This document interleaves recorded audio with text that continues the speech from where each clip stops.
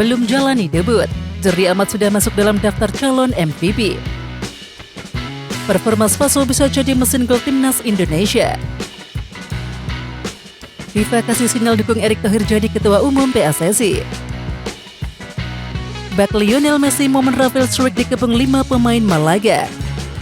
PSSI masih berharap Elkan Bagot main di Piala AFF 2022.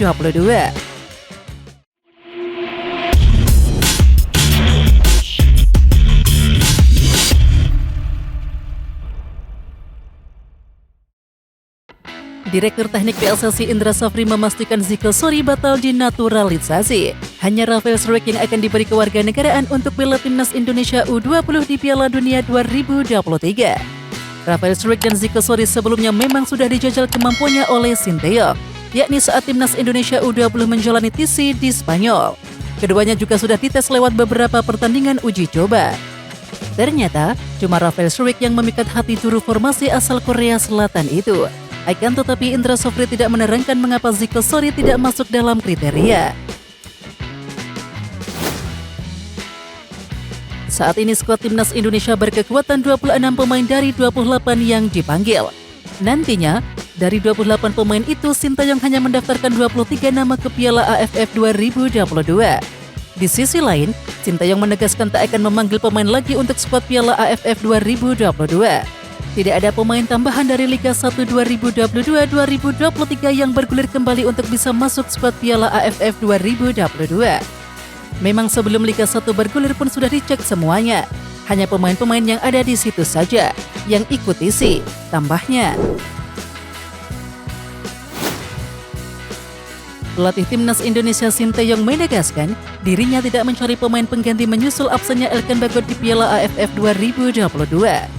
Formasi skuad Garuda di Piala AFF tahun ini sementara adalah mereka yang mengikuti pemusatan latihan atau TC di Bali.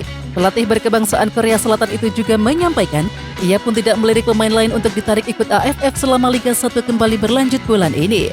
Walaupun demikian, PSSI sejauh ini belum memberi keterangan resmi terkait absennya Elkan Bagot di Piala AFF 2022.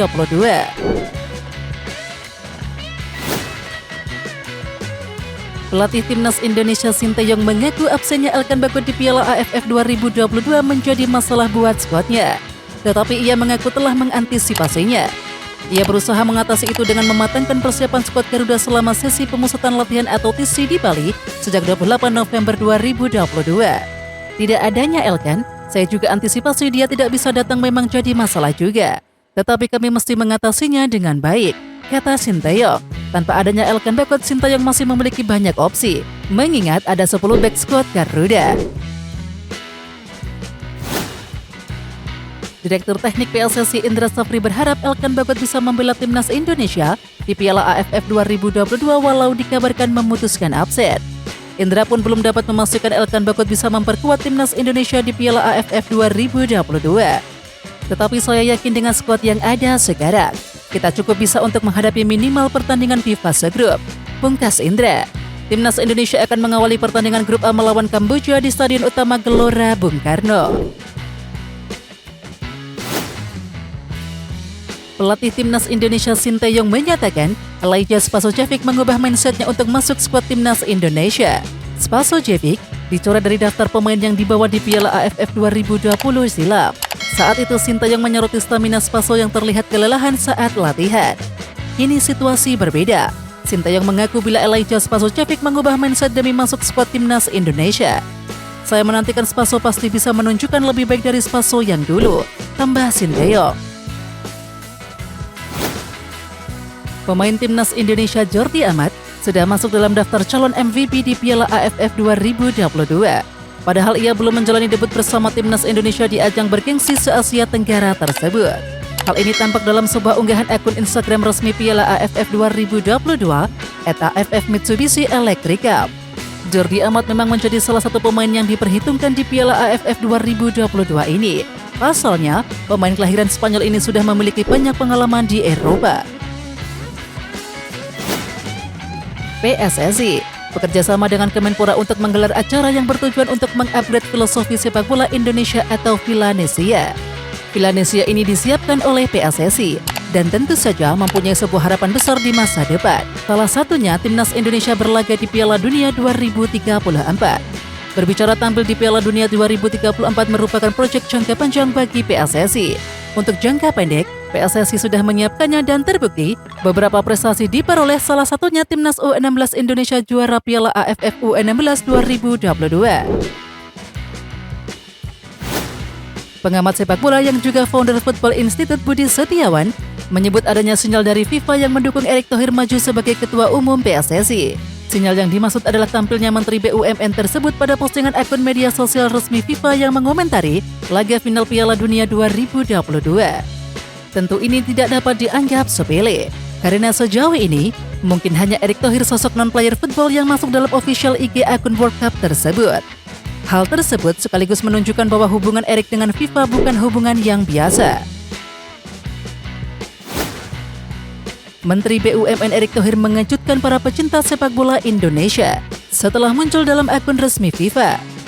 Ini endorse dari FIFA untuk Erick Thohir untuk menjadi Ketua Umum PSSI. Kami pikir dalam perjalanan kontestasi Ketua Umum PSSI tidak pernah ada sosok yang di-endorse secara nyata oleh FIFA, ujarnya. Meskipun Erick belum secara nyata menyatakan maju dan voters belum secara terang-terangan mencalonkan, tapi semua mata melihat dan semua kuping mendengar, tapi roadmap-nya sudah mulai terlihat. Tambahnya,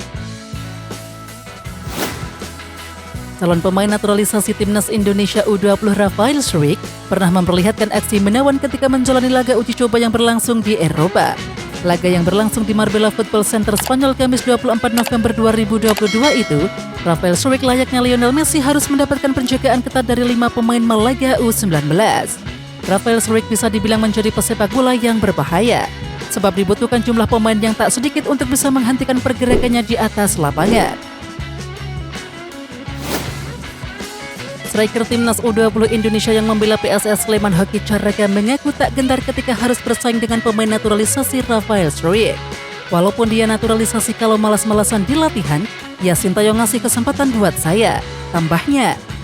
Di samping itu, Hoki Caraka pun turut tampil saat PSS Sleman kalah 0-1 dari PSIS Semarang dalam lanjutan pekan ke-15 Liga 1 2022-2023, Jumat 16 Desember 2022.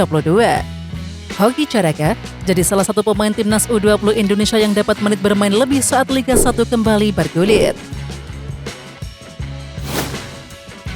Penyerang timnas Indonesia Aleja Spasojevic yang kini mengalami banyak perkembangan usai 3 pekan jalani pemusatan latihan atau TC bersama timnas Indonesia, mengaku siap mengikuti skema gaya permainan yang diterapkan oleh Sintayong. Saya tidak tahu nanti apa yang terjadi, nanti main sebagai target man atau bagaimana saya tidak tahu. Tapi yang penting saya kerja keras. Saya harus main posisi apapun dan juga sistem apapun saya harus kerja keras untuk Indonesia, jelasnya. Pemain timnas Indonesia Egy Maulana Fikri dianjurkan untuk melanjutkan karirnya di Liga Jepang setelah resmi meninggalkan klub Liga Slovakia FC Vionslate Meroje. Dibandingkan dengan kompetisi-kompetisi lainnya di dunia, Liga Jepang barangkali menjadi salah satu kompetisi yang paling ramah untuk para pemain asal Asia Tenggara. Jika bergabung dengan klub Liga Jepang, Egy Maulana Fikri bakal mengikuti jejak-jejak seniornya, seperti Irfan Bahdim dan Stefano Lillipali yang pernah berkarir di sana. Pemain bertipe cepat dan punya skill olah bola seperti Egy Maulana Fikri tentunya bakal bisa lebih bersaing. Indra Safri menyebut sudah seharusnya bagi tim-tim lokal melepas pemainnya ke tim nasional Indonesia. Menurutnya, itu sebagai bagian dari upaya memberikan dukungan. Ya, itu yang saya bilang. Klub di luar ya tentu mereka akan saklek dengan regulasi. Tetapi masa sih kita klub-klub di dalam negeri di mana klub itu menyiapkan pemain itu ujung-ujungnya untuk tim nasional, kata Indra Safri. Kami memahami itu. Coach Sintayong juga memahami kesulitan klub. Tetapi di satu sisi kita diberikan target untuk bisa menjadi yang terbaik di AFF tahun ini, tambahnya. Disebut-sebut bakal masuk ke skema permainan Sintayong, dialah Zico Sori, yang dicoret sesuai pernyataan Indra Safri selaku Direktur Teknik PSSI. Kondisi ini memunculkan peluang pemain keturunan lain yang bisa menggantikan posisi Zico Sori. Setidaknya ada 3 pemain yang berpotensi, berikut di antaranya. Yang pertama ada Danny van den Heuvel dari Leeds United U21 dan kiper Leeds United keturunan Indonesia. Kemudian ada Miliano Jonathans dari Vitesse sejak musim 2022-2023. Dan yang ketiga ada Tristan Guijer dari Ajax U21. Pemain ini sebenarnya mendapatkan panggilan dari timnas Belanda. Dalam sejarahnya tentu nama Indra Safri tak lepas dari Bali United, termasuk pembangunan training center Pantai Purnama ini, yang rupanya sudah dirancang bos Bali United Peter Tanuri sejak tahun 2015 lalu. Training center yang dibangun Bali United ini dimanfaatkan untuk isi timnas Indonesia Piala AFF 2022 sejak 28 November 2022 hingga 17 Desember 2022. Sekarang sudah 30 hektar dan akan dibangun 8-11 lapangan dan fasilitas pendukung lainnya, kata Indra Safri. Ini menunjukkan keseriusan Pak Peter atau Bali United dalam membangun sebuah klub yang benar-benar profesional, imbuhnya. Akun Instagram AFF ini mulai memamerkan pada kontesan Piala AFF 2022. Hal tersebut tak terlepas dari semakin dekatnya gelaran Piala AFF 2022 dimulai. Salah satu timnas yang sudah diposting Instagram AFF yakni Timnas Indonesia. Namun netizen menyoroti latar yang digunakan karena memajang Stadion Patriot Candrabaga Bekasi dan adanya gambar Alfeandra Rewangga dan Ryuji Utomo.